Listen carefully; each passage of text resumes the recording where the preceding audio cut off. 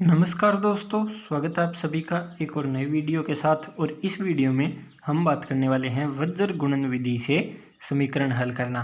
तो देखिए, इससे पहले हम विलोपन विधि और प्रतिस्थापन विधि से समीकरणों को हल करना सीख चुके हैं और इन्हीं समीकरणों को हल करने की एक तीसरी विधि वज्र गुणन विधि के बारे में हम बात करेंगे। तो देखिए, आपके एग्जाम में जिस टाइप से सवाल आएगा तो वो ऐसे लिखा हुआ आएगा कि दिए गए समीकरणों को वज्र गुणन विधि से हल कीजिए। तो आप वैसे तो इसको किसी भी विधि से हल करेंगे, प्रतिस्थापन विधि, विलोपन विधि या वज्र गुणन विधि, तो आपका आंसर एकदम सेम आने वाला है। लेकिन अगर आपको सवाल में दे दिया जाए कि वज्र गुणन विधि से हल करो, तो आपको यही विधि लगानी पड़ेगी चाहे आपका आंसर सेम आ रहा हो, क्योंकि अगर आप इसको विलोपन विधि या प्रतिस्थापन विधि से कर देंगे तो वो गलत माना जाएगा। तो देखिए, वज्र गुणन विधि से हल करने के लिए सबसे पहले आपको दिए गए होंगे दो समीकरण।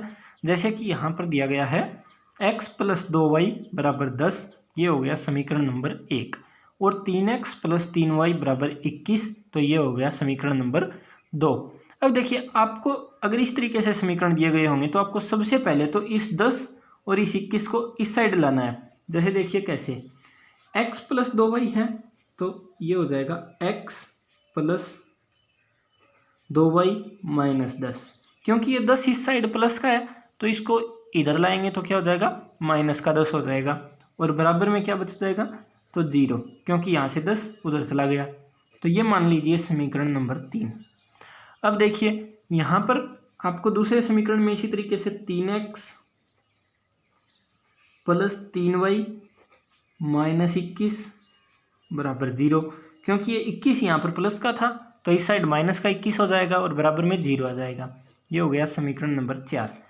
अब देखिए दोस्तों, अगर आपको यहाँ पर मैं आपको एक बात और बता देता हूँ कि अगर आपको समीकरण को इस तरीके से दिया जाएगा तो आपको यहीं से स्टेप को आगे बढ़ा देना है, और अगर समीकरण इस रूप में दे दिया जाएगा तो आपको इधर जो संख्या होगी उसको इस साइड लाना है, तो इस रूप में आपको बदलना है। और अगर इस रूप में ही समीकरण दे दिया जाए यानी बराबर में 0 के रूप में, तो आपको उसी से आगे यहाँ से आगे बढ़ा देना है सवाल को। तो अब देखिए, इसको जब हम आगे करेंगे तो यहाँ पर क्या हो गया कि मैं आपको कुछ मान यहाँ पर ध्यान देना होगा कि a1 और a2 का मान आपको लिख लेना है, b1 और b2 का मान लिख लेना है, और यहाँ पर c1 और c2 का मान लिख लेना है। अब ये क्या होते हैं ये भी मैं बात करूँगा। तो देखिए, a1 जो है वो यहाँ पर, अब हम इन दो समीकरणों को हल करेंगे तो इस पहले समीकरण में जो x के साथ गुणा में है वो है a1, और जो दूसरे समीकरण में x के साथ है वो हो जाएगा a2। इसी तरीके से इस तीसरे समीकरण में y का गुणांक जो है वो b1, और इस 4 नंबर समीकरण में y का गुणांक b2। उसके बाद जो अचर पद रह जाएगा, यानी कि यहाँ पर -10 और -21, तो ये हो जाएंगे c1 तो हो जाएगा -10 और c2 हो जाएगा -21। यहाँ पर आपको जो है वो चिन्ह दोस्तों एकदम ध्यान से रखना है, क्योंकि अगर आपको इसको प्लस माइनस में गड़बड़ी कर देंगे तो देखिए फिर आपका आंसर गलत हो जाएगा। जैसे कि यहाँ पर a1 का मान क्या आएगा, तो 1 आएगा, क्योंकि x के गुणा में जो होता है वो a1 होता है, और यहाँ पर गुणा में क्या है तो 1 है जो दिखाई नहीं दे रहा है, तो यहाँ पर 1, और a2 का मान 3। इसी तरीके से b1 का मान दोस्तों हो जाएगा 2, और b2 का मान हो जाएगा 3, और c1 का मान हो जाएगा -10, और c2 का मान हो जाएगा -21।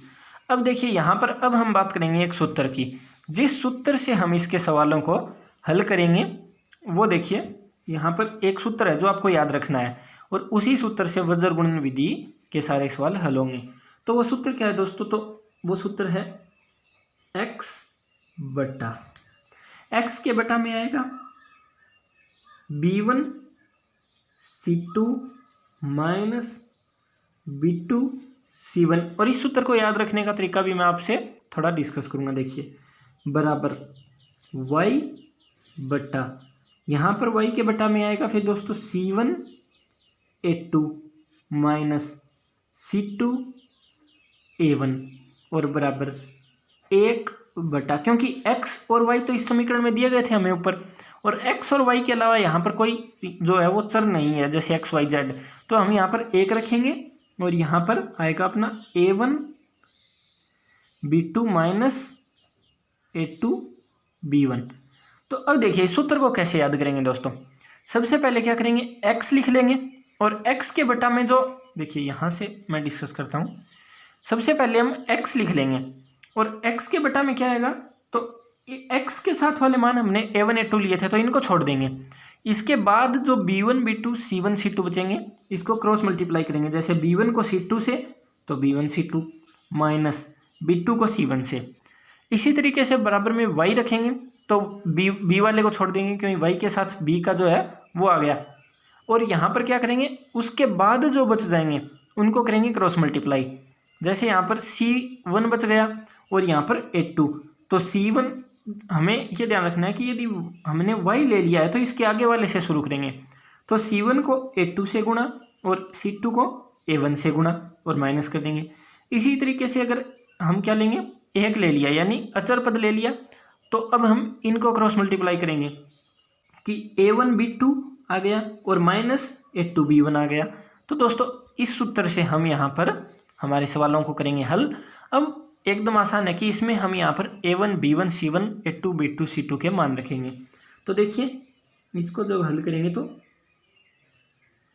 x बटा b1 का मान है 2 और इसके गुणा में c2 का मान है माइनस का 21 और माइनस b2 का मान है 3 और c1 का मान है माइनस का 10 बराबर y बटा c1 का मान है माइनस का 10 और a2 का मान है 3 और फिर माइनस आएगा।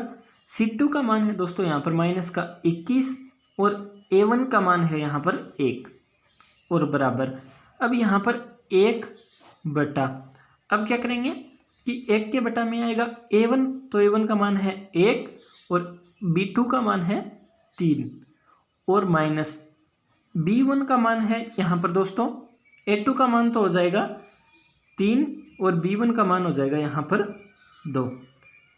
तो यहाँ पर ये मान जो है ये हमको यहाँ पर बस रख देने हैं तो हमारा आंसर जो है वो आ जाएगा।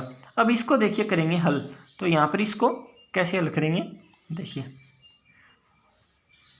इसको जब हल करेंगे दोस्तों तो x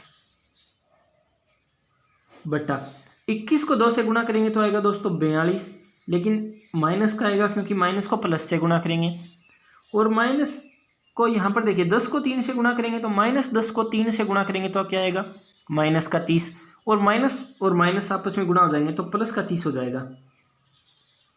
आप दोस्तों यहाँ पर चिन्ह की गलती मत कर देना, ये सबसे मतलब इसमें ध्यान रखने वाली बात है कि यदि प्लस माइनस गुणा में कहीं पर मिस्टेक होगी तो आपका आंसर जो है वो सही नहीं आएगा। और बराबर y बटा माइनस का 10 और 3 से गुणा करेंगे तो माइनस का 30 और माइनस का 21 को 1 से करेंगे तो यहाँ पर माइनस का 21 आएगा, जिसको फिर माइनस से करेंगे तो प्लस का 21 बराबर 1 बटा 1 को 3 से करेंगे तो 3 और माइनस 3 को 2 से करेंगे तो 6। अब देखिए इसको बस हल कर लेना है आपको। यहाँ पर आएगा x बटा माइनस का 42 और प्लस का 30 माइनस का 12 हो जाएगा बराबर y बटा माइनस का 30 और प्लस का 21 माइनस का 9 हो जाएगा बराबर 1 बटा 3 में से 6 घटाएंगे तो माइनस का 3 बचेगा। अब पहले तो क्या करेंगे हम, पहले तो यहाँ पर इस x बटा माइनस 12 को 1 बटा 3 माइनस 3 के बराबर रखेंगे। देखिए x बटा माइनस 12 बराबर 1 बटा माइनस 3, तो इसको हल करेंगे तो x बराबर माइनस 12 बटा माइनस 3। तो दोस्तों यहाँ पर माइनस से माइनस कैंसिल हो जाएगा और 12 में 3 का भाग देंगे तो x बराबर 4। और इसी तरीके से देखिए अब क्या करेंगे, y बटा माइनस 9 को 1 बटा माइनस 3 के बराबर रखेंगे। तो यहाँ पर y बटा माइनस 9 बराबर 1 बटा माइनस 3 और इसी तरीके से इसको हल कर लेंगे तो y बराबर जो है माइनस का 9 बटा माइनस का 3, तो y बराबर आ जाएगा 3, क्योंकि माइनस से माइनस कैंसिल हो जाएगा और 9 में 3 का भाग देंगे तो 3। तो यहाँ पर x का मान 4 और y का मान 3 आ गया, तो लास्ट में लिख देंगे अतः x बराबर 4 तथा y बराबर 3। तो वज्र गुणन विधि से इस तरीके से हल हो जाएगा। तो देखिए दोस्तों यहाँ पर इस सूत्र को अगर आप ध्यान में रख लेंगे, इसको आप 1-2 बार प्रैक्टिस करेंगे तो याद हो जाएगा। तो और आपको a1 a2 b1 b2 c1 c2 के मान याद हो जाएंगे।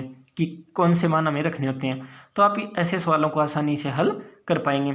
अब देखिए हमने यहाँ पर तीनों विधि सीख लिया, विलोपन विधि, प्रतिस्थापन विधि और वज्रगुणन विधि।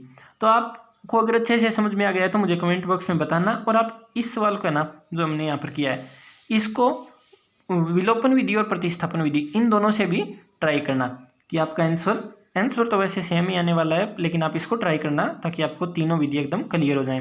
और अगर कोई कन्फ्यूज़न हो तो आप वीडियो को दोबारा देख सकते हैं। तो इस वीडियो में इतना ही दोस्तों, फिर मिलेंगे किसी और वीडियो में नए टॉपिक के साथ। तब तक पढ़ते रहें, सीखते रहें। Thank you.